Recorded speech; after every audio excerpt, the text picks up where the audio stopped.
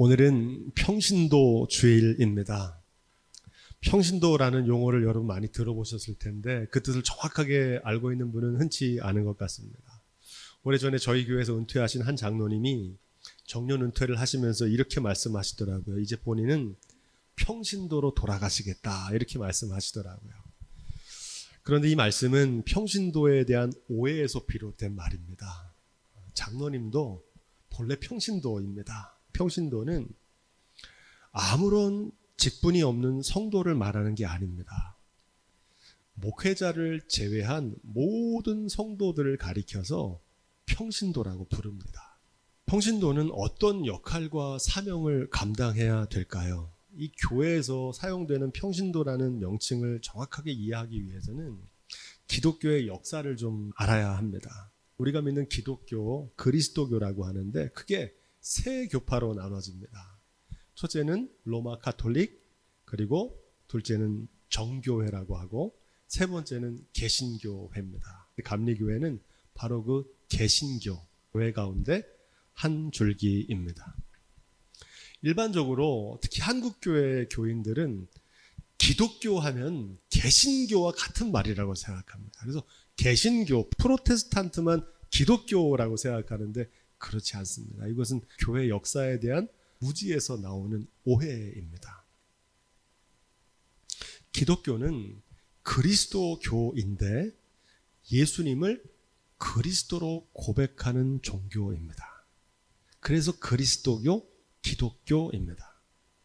예수님이 아니라 자기 자신들이 믿는 교주를 그리스도로 고백하는 이단은 그 모양은 교회라고 그러고 자기들은 기독교라고 말하지만 그건 기독교가 아닙니다. 교회는 교회인데 주님이 머리 되신 교회, 예수님이 그리스도인 교회가 아니라 사람이 주인 노릇하고 사람들이 그리스도 행세를 하는 교회는 진정한 교회라고 말할 수 없습니다. 바라기는 우리 강릉 예한교회가 주님이 머리 되신 교회, 예수님만 그리스도로 섬기는 진정한 기독교회가 될 수 있기를 주님의 이름으로 축복드립니다. 이 개신교회는 장로교, 감리교, 성결교, 침례교, 순복음, 구세군, 성공회 등 다양한 교단이 존재합니다. 신앙과 직제의 차이에 의한 건데 이 교단들은 다양한 성직 제도를 가지고 있었습니다. 크게 둘로 구분되는데 성직자 제도가 있는 교회와 성직자 제도가 없는 교회로 구분됩니다. 그래서 성직자가 있는 교회는 성직자를 제외한 나머지 성도들을 평신도라고 부르고 성직자가 없는 교회는 성직자가 없으니까 다 평신도인 겁니다. 좀 더 구체적으로 설명을 드리면 직제에 따라서 셋으로 구분되는데 첫째는 감독제, 주교제라고도 하는데 영어로 비숍입니다. 이 비숍이 감독이란 말인데 감독제 교회가 있어요. 이 감독제 교회는 성직 제도가 있는 겁니다. 이와 달리 장로제 교회가 있어요. 장로제. 그리고 회중제 교회가 있습니다. 이 세 가지 교회가 있는데 이 감독제에 해당되는 교회는 로마 가톨릭, 그리고 정교회, 개신교회 중에는 성공회, 감리교, 구세군 등이 여기 속합니다. 그래서 우리 감리교회는 감독제 교회입니다. 성직 제도가 있는 거죠. 대표적인 장로제는 장로교회가 장로제입니다. 이 장로제의 특징은 평신도 중에 설교 장로님과 칠위 장로님을 선발합니다. 장로교회도 목사님이 계시는데요. 장로교회 목사님은 설교하시는 장로님이에요. 그래서 장로교회는 성직자 제도가 없고 선발된 장로님들이 교회를 칠위하는 게 장로교회입니다. 세 번째, 회중제는 어떤 교회냐? 대표적인 교회가 침례교회입니다. 모두 평신도입니다. 침례교회는 본래 성직자 개념이 없어요. 평신도 중에서 목회자를 선발하는 겁니다. 이 성직제도의 특징은 복장에서 잘 드러납니다. 감독제 교회 성직자들은 저처럼 클러지 셔츠를 하는 겁니다. 이런 성의를 입고 스톨이라고 하는 예복을 착용합니다. 장로제 교회와 회중제 교회는 성직자 개념이 없기 때문에 목회자들이 강단에서 클러지 셔츠와 성의를 입기보다는 양복과 넥타이를 메고 설교하는 게 원칙적으로 맞습니다. 그런데 한국 교회는 이게 막 섞여 있어요. 감리교 목사님도 양복 입고 설교하고 장로교, 침례교 목사님들인데도 클로지 셔츠를 입고 성의를 입고 설교하는 분들이 많이 있습니다.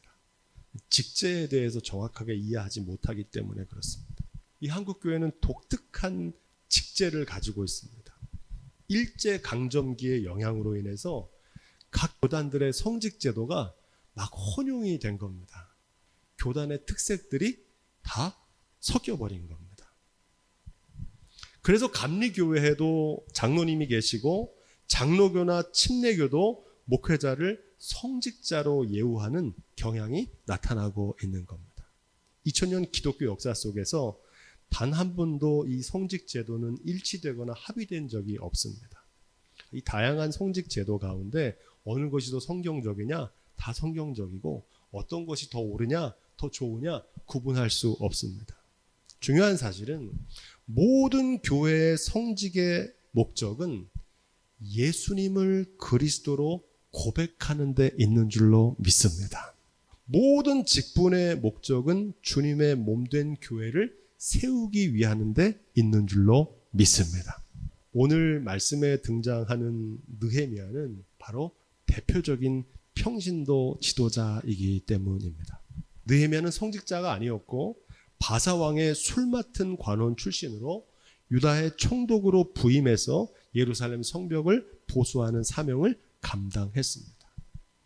오늘 이 말씀의 주인공인 평신도 지도자를 통해서 평신도 지도자의 올바른 자세와 역할을 깨달을 수 있는 복된 시간이 될 수 있기를 소망합니다. 오늘 말씀이 전하는 메시지를 온전하게 이해하려면 먼저 이 느헤미야가 처한 시대적인 상황을 살펴봐야 됩니다. 1장에서 느헤미야는 성벽 재건을 위한 소명을 맡게 됩니다.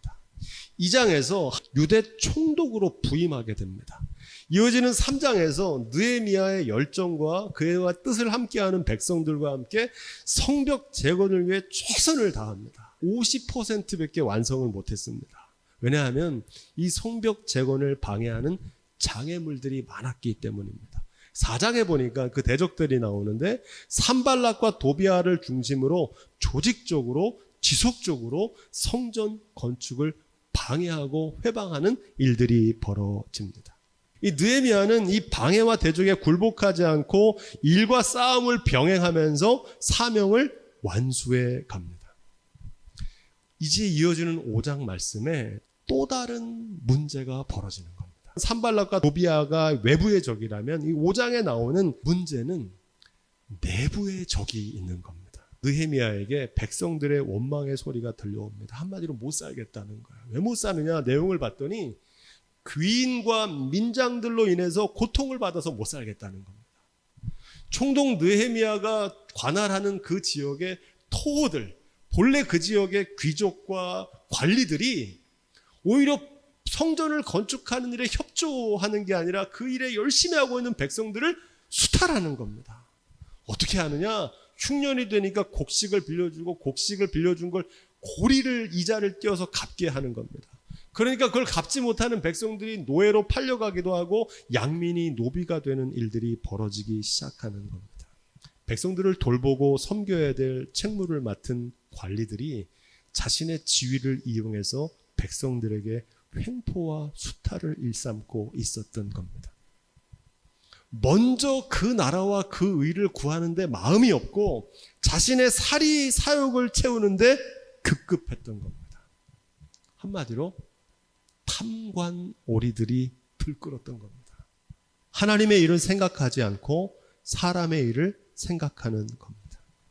교회와 성도들과 주님의 일은 관심도 없고 성도들이 어떻게 되든 말든 거기엔 관심 없고 자기 영광을 구하고 자기 유익을 구하는 데만 급급한 지도자들이 많다는 사실. 내 주장을 관철시키고 내 유익을 관철하는데 마음을 두고 있는 겁니다. 교회가 갈등이 벌어지고 분열이 일어나고 분쟁이 일어나고 상처가 일어나는 건 관심 없어요. 온통 자기의 이기적인 욕심을 이루는 데만 관심 있는 지도자들이 교회 안에도 존재한다는 겁니다. 오늘 말씀에 느헤미야는 그러한 행태에 의분을 품으며 단호하게 대처하며 위기를 극복해 나갑니다. 이 부정부패를 일삼는 관리들을 책망하고 백성들에게 갈취한 재산의 100분지 1을 돌려주라고 명령합니다. 그렇지 않으면 용서하지 않겠다는 겁니다. 그런 의미에서 읽어보겠습니다. 14절로 15절입니다. 막강한 권력자인 느헤미야는 자신에게 부여된 특혜와 권리를 포기했다고 말합니다. 그 이유가 무엇입니까? 나는 하나님을 경외함으로 이같이 행치 아니했다, 이렇게 말합니다. 여러분, 느헤미야가 맡은 총독의 지위는 오늘날 도지사와 같은 역할이라고 할 수 있는데, 도지사는 행정적인 책임만 지잖아요. 근데 당시의 총독은 군사력도 가지고 있었습니다. 그러니까 그 지역의 왕과 같은 존재라고 해도 과언이 아닙니다. 노블리스 오블리주라고 하는 프랑스 격언이 있습니다.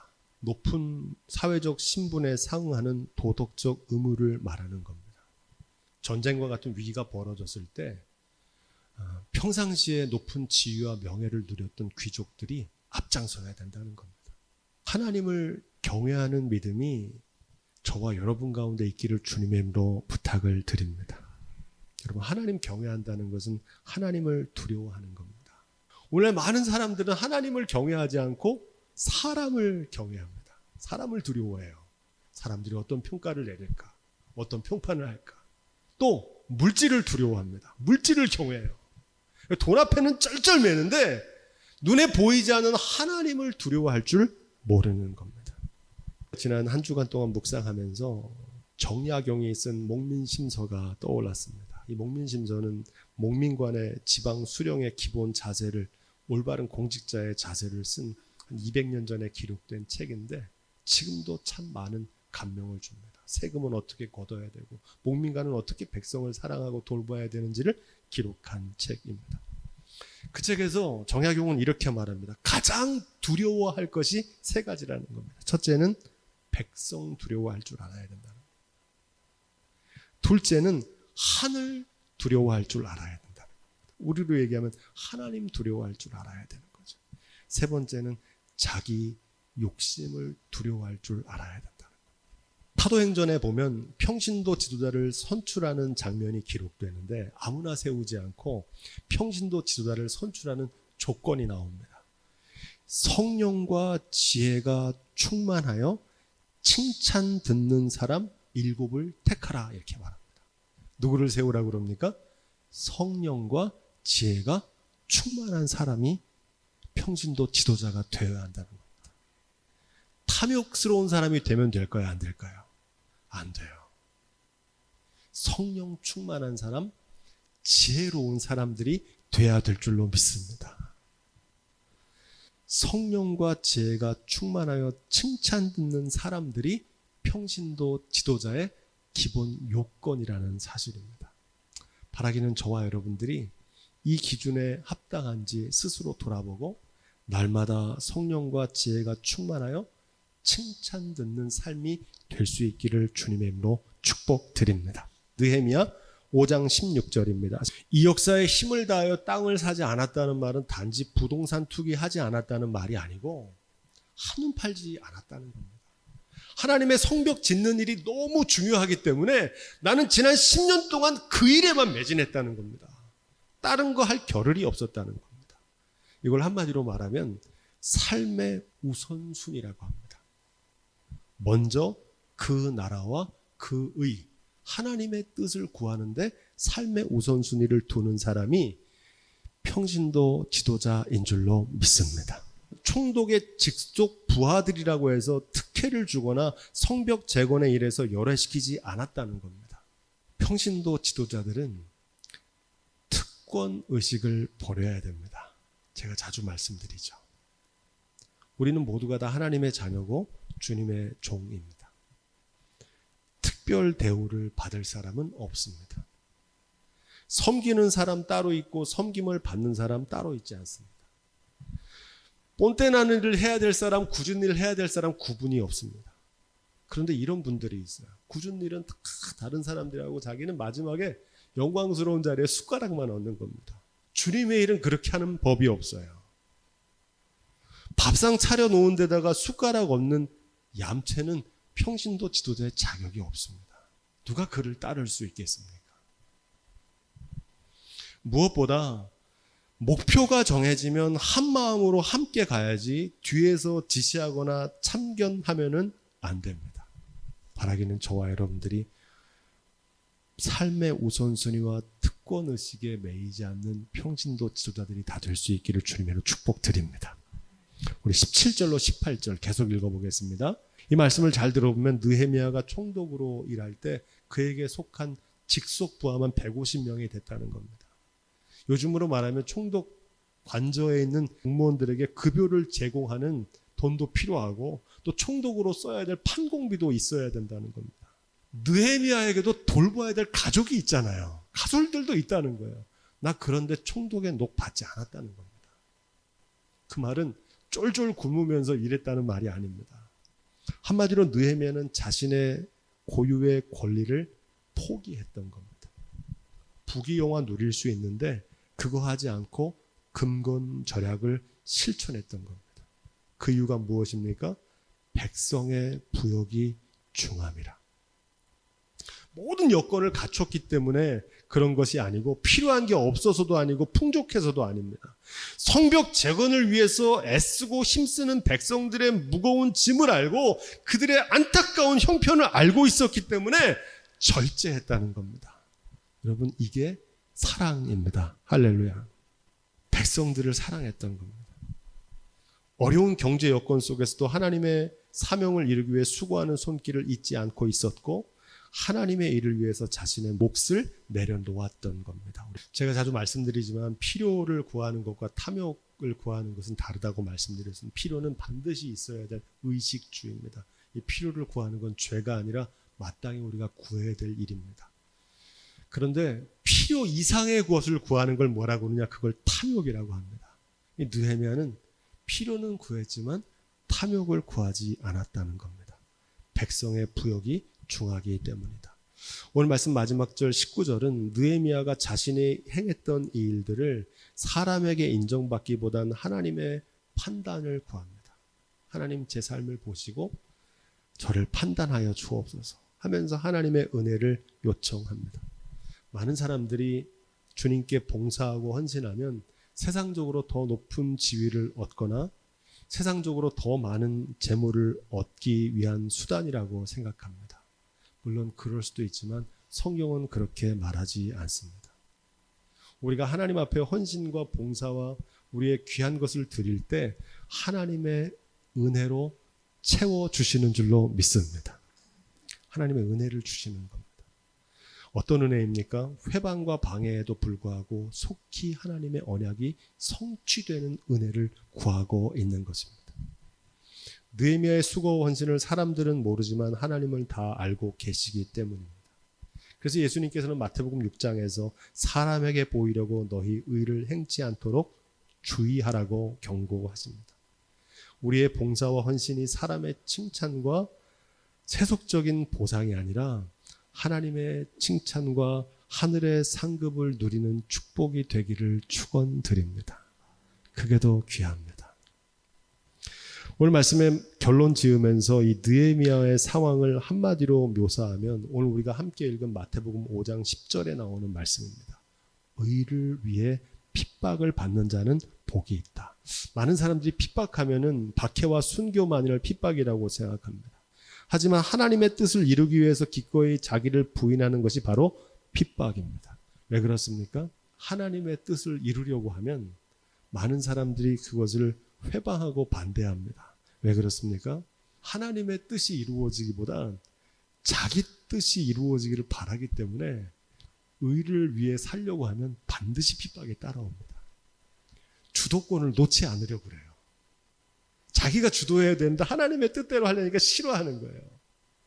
하나님의 영광이 나타나야 되는데 자기 영광을 구하는 사람들은 그게 싫어요. 주인 노릇을 해요.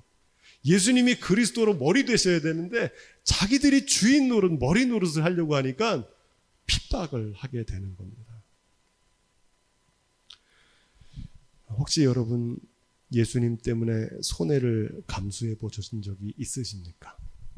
주님의 일 하다가 욕 먹어보신 적이 있으십니까? 의를 위한 핍박입니다. 예수님 때문에 참지 않아도 될 일을 참아야 하고 예수님 때문에 먹지 않아도 될 욕을 먹는 일입니다. 의를 위한 핍박을 받는 자들에게 주님께서 약속하시는 복이 있습니다. 천국이 저희 것입니다. 이 천국은 단순히 죽음 이후에 천국의 주인공이 되는 것을 말하는 것이 아니라 천국은 하나님의 통치라고 배웠습니다. 하나님이 다스리는 삶을 누리게 되는 줄로 믿습니다. 하나님이 다스리는 교회, 하나님이 다스리는 가정, 하나님이 다스리는 일터가 된다는 겁니다. 의를 위해서 하나님의 뜻을 이루기 위해서 살다 보면 핍박도 많이 있지만 하나님께서 다스리는 삶으로 인도해 주십니다. 기뻐하고 즐거워하라. 하늘에서 너희의 상이 큼이라. 하나님의 뜻을 이루려고 살면 비록 몸과 마음은 지치고 고나지만 하나님의 은혜 속에 감사와 기쁨이 넘치는 삶을 살게 되는 줄로 믿습니다. 제가 돌아보니까 그렇더라고요. 예나 지금이나 의를 위해 핍박을 감수하는 지도자들은 적습니다. 적어요. 대부분 그거 안 하려고 합니다. 하나님의 뜻을 이루려면 예나 지금이나 그런 사람들은 인기가 없고 박해도 많이 받습니다. 왜냐하면 사람들은 자기의 뜻을 이루어지기를 바라기 때문에 하나님의 뜻을 이루는 걸 달가워하지 않습니다. 그런 삶을 사는 이들에게 가장 위로가 되는 말씀이 오늘 마태복음 5장에 나옵니다. 너희 전에 있던 선지자들을 이같이 핍박하였느니라. 하나님의 역사는 의를 위해 핍박을 감수하는 사람들을 통해서 지금까지 이어져 왔고 앞으로도 이어져 나가게 될 줄로 믿습니다. 앞서 말씀드린 다산 정약용은 박해를 받고 18년간 유배되는 생활을 했지만 오늘날까지 기억이 되고 사람들의 귀감이 되지만 여러분 당시에 고관 대작들, 호의호식을 누리며 탐관오리들 아무도 그들을 기억하지 않는 것과 같습니다. 오늘날 한국교회의 문제가 무엇이냐고 저에게 물어보면 저는 주저함 없이 말할 수 있습니다. 목회자들의 문제입니다. 본래적인 사명을 망각하고 사리사욕의 눈이 어두워진 목회자들의 문제입니다. 그런데 여러분 과연 목회자들만의 문제일까요? 하나님의 사명보다 사리사욕의 눈이 멀어서 먼저 그의 나라와 그 의를 구하지 않는 평신도 지도자들의 문제이기도 합니다. 특권과 권리는 다 누리면서 의무와 책임은 감당하지 않으려고 하는 교회의 일꾼들이 너무 많기 때문입니다. 교회의 성장과 성숙은 목회자와 더불어 평신도 지도자의 역량에 달려 있습니다. 바라기는 사명을 망각하고 사리사욕을 채우기 위해 급급한 탐관오리가 아니라 하나님께 칭찬과 하늘의 상급을 받는 느헤미야와 같은 지도자들이 다 될 수 있기를 주님의 이름으로 축복드립니다. 특별히 우리 강릉 예한교회에 이 느헤미야와 같은 평신도 지도자들이 많아지기를 주님의 이름으로 축원드립니다.